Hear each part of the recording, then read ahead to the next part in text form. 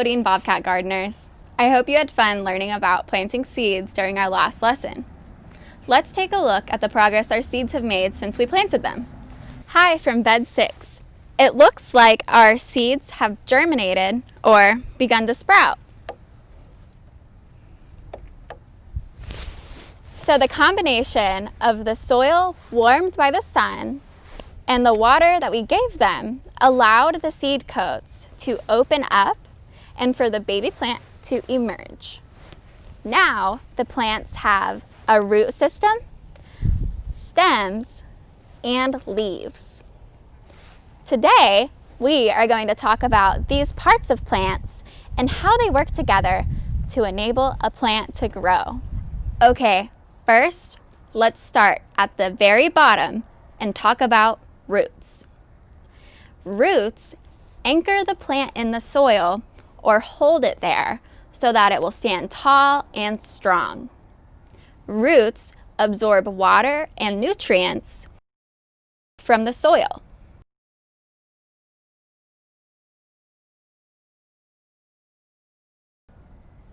Let's look at the roots of a viola. We are going to squeeze the pot, especially at the bottom where the root ball is in the plant. We do this so that the soil and the roots get separated from the pot. Then we're going to use our fingers to gently secure so that we can take it off without snapping or breaking any of these roots. Here you can see these thin, white-looking threads. These are our roots. Look at how they travel down into the soil. Once these are planted in the ground, they'll even stretch out and not just down. All right, I'm going to put this back.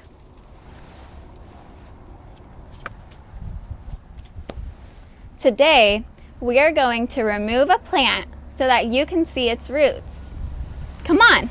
Okay, so these sunflowers have already been cut down a little bit because they're near the end of their growing season or their life cycle. That means their roots have already established and they've got strong root systems. I'm excited to take a look at them.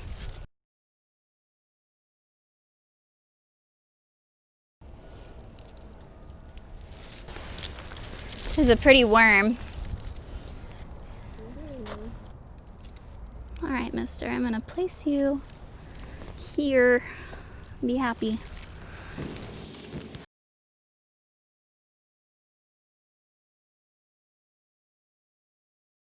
So as we can see, this sunflower plant has a main root that we call a taproot here in the middle. From the taproot, we have a more fibrous root system that kind of branches out from that main root here. So this root system on our sunflower has really served to hold it firmly in place in the soil with just how far it has spread out and how deep it had reached down into the soil. It's important to have strong root systems, especially here in Oklahoma where it's windy. We don't want the tops of our plants to just get blown away and bent up in the wind. Well, there we have it. This is an established root system. So next, we have stems.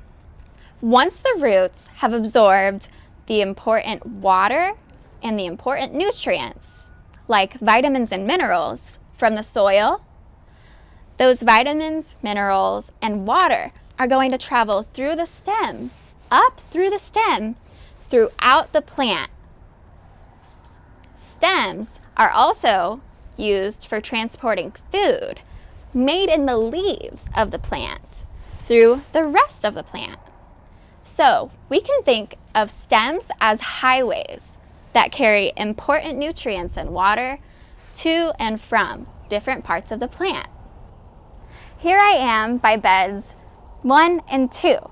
near the peppers and our okra plants. This is a great place to start to talk about fruit and seeds. Fruit are the fleshy parts that hold seeds, like these okras and these peppers. That means inside of each of these fruit, there are seeds. Let's take a look at this really big okra fruit.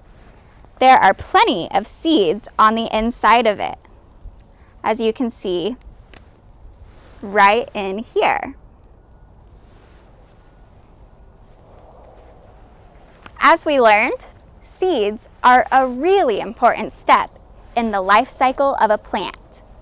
Remember, all fruit and all seeds come from flowers.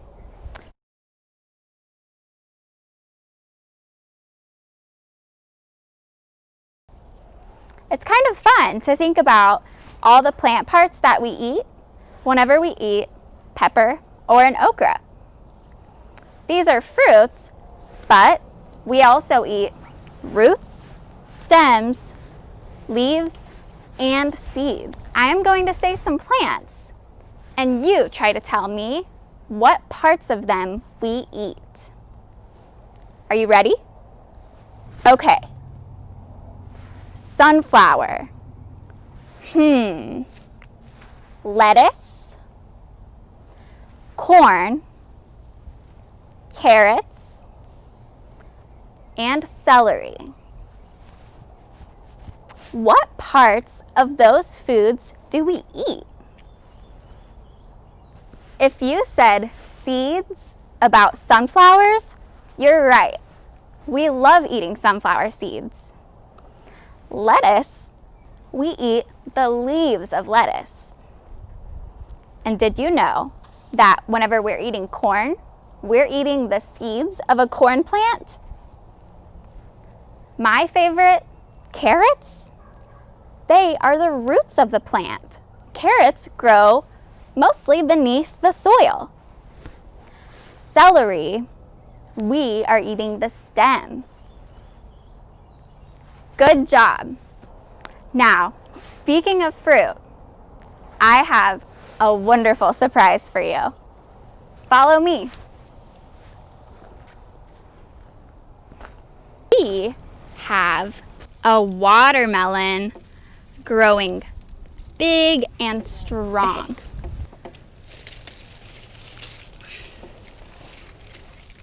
This watermelon has been happy and cozy, hiding underneath some of the sunflower leaves we still have here.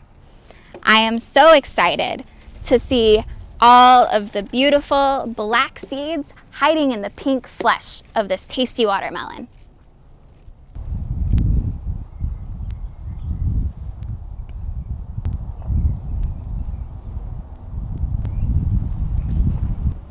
Flowers are the showy parts that have colors and scents or smells that attract pollinators.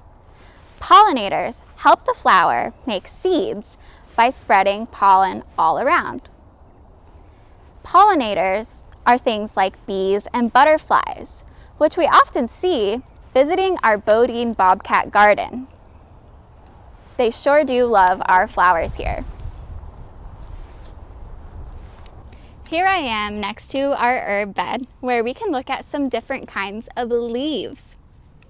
Leaves are the parts of plants that generate food for plants after the process of germination is over. Leaves make food for plants through a process called photosynthesis. Can you say it with me? Photosynthesis. Let's talk about photosynthesis. Photosynthesis is how plants make food for themselves from sunlight. Kind of wild, huh? Plants not only use sunlight to make food, they use an ingredient in our air all around us. That's called carbon dioxide. Say that one with me. Carbon dioxide. All right, now take a deep breath and breathe out. You just breathed out carbon dioxide. Did you know that you could do that? When we breathe out, we provide plants with an essential element in their growth. Seriously. Something else that's really neat is that when plants breathe out, they are breathing out oxygen. And oxygen is what you and I need to live. All that said, I think we have a wonderful relationship with plants. So, plants take our carbon dioxide by absorbing it through their leaves. When they absorb carbon dioxide through their leaves, along with the sunlight, they're actually able to make sugar. That sugar feeds the plant. I was kind of shocked to learn that plants need sugar just like we do. So, as they do that, they are sending oxygen out of their leaves into the air for us to breathe. That is photosynthesis. Say it again with me. Photosynthesis.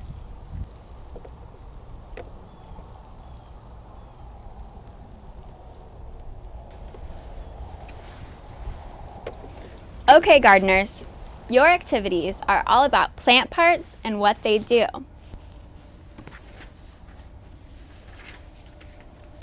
For your journal, you will be writing about plants, the parts in them that we eat, or you'll be drawing a picture of a plant and either how it grows or how it grows and makes its own food.